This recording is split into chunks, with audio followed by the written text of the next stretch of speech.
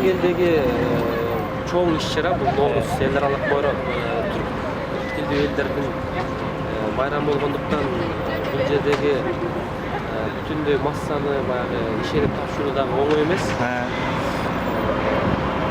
Буга себеп Урмат Турсунбекович деген бизден ушул Бишкек шаардык маданият башкармалыгынын жетекчиси ошол кишинин баягы эмилгеси менен баягы жаштарды ошол чоң жоопкерчиликтүү иштерге тартуу деп баягы жакшы бир саясат баштады да. Бул киши дагы жакында эле ушул кызматка жакында эле келди. Анан жаштар менен иштешүү деп өзүнчө баягы небиз койгон экен. Азыр эки режиссер иштеп атабыз. Руслан Орозакунов деген байке бар, театрда иштейт. Көз чогуу театрда иштейбиз.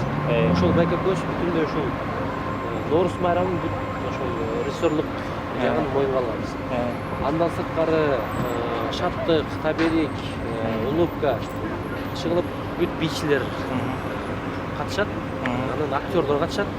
Бишкек шаардык драма театрынын актерлору. Анан Кыргыз драма театрынын актерлору катышат. Анан эстрада ырчылары